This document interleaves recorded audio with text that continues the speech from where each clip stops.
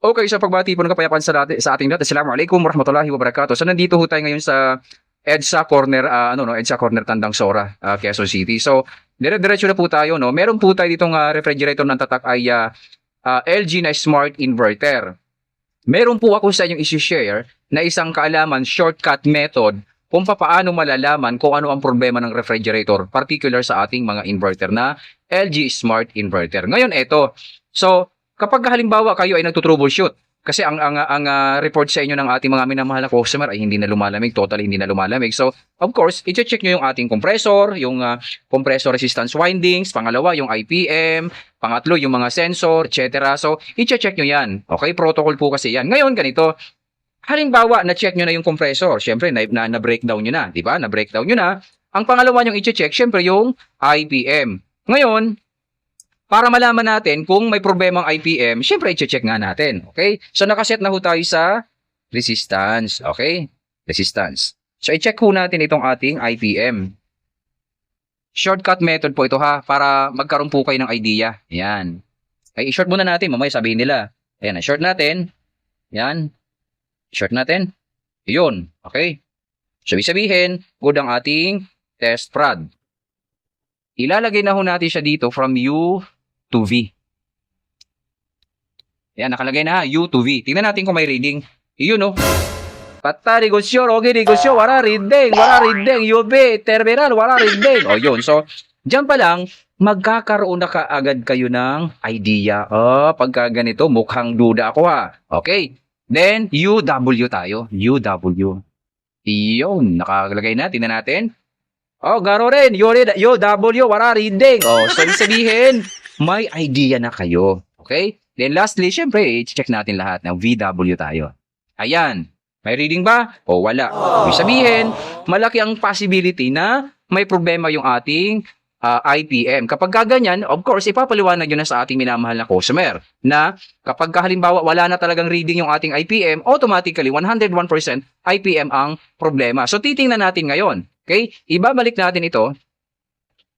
Nakabalik na. On na natin. Saan plug ito? Pag in-on na natin siya, on. Yan. Tapos, etong tatlong push button na to, ipi-press natin na siya ng long press na 3 seconds. 1 2 3. Kapag na-press na natin siya, lalabas agad yung kanyang error. Bibilangin natin kung ilang blinks ang error. Okay, ulitin natin. 1 2 3 4 5 6 7. Ulit. 1 2 3 4 5, 6, 7. Yun. So, ibig sabihin, tama yung ating isinagawang actual na check, pag-check sa resistance, okay, sa reading ng IPM, at lumabas nga sa actual. Nung pinandar na natin at binaypass natin yung kanyang system, lumabas agad yung kanyang error na 7 blinks. Ngayon, malalaman natin ano bang problema, kamaster, kapag 7 blinks. Sabi ko nga sa inyo, pag 7 blinks, dalawa lamang ho yan. It's either yung ating filter capacitor, Tama sabi mo. or yung ating IPM. Pero, eto. Malalaman nyo na agad na IPM ang problema kasi wala na nga pong reading. Kapag wala nang reading yung ating IPM, automatically, IPM na ang problema. Pero halimbawa, may na-reading kayo sa IPM, sa UVW, halimbawa, 14.1, 14.1, 14.1 mega ohms, tapos nag 7 blinks, hindi IPM ang problema niyan. Anong problema niyan? Yun, filter capacitor na nagsuswitch, na nag-susupply sa ating IPM, mga kamaster. Ganun lamang ho kasimple ha. Ulitin ko. Kapag kayo nag-check ng IPM at may nakuha kayong reading at nag 7 blinks, ang problema po niyan ay filter capacitor. Baliktarin naman natin.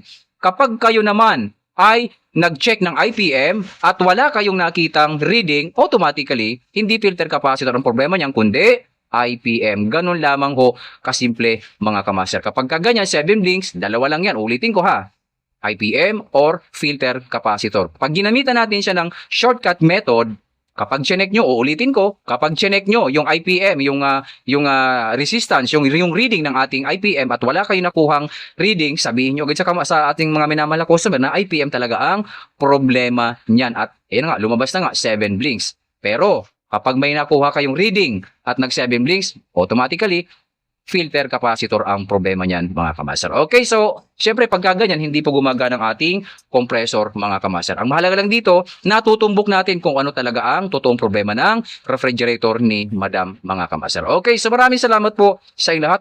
Assalamualaikum warahmatullahi wabarakatuh.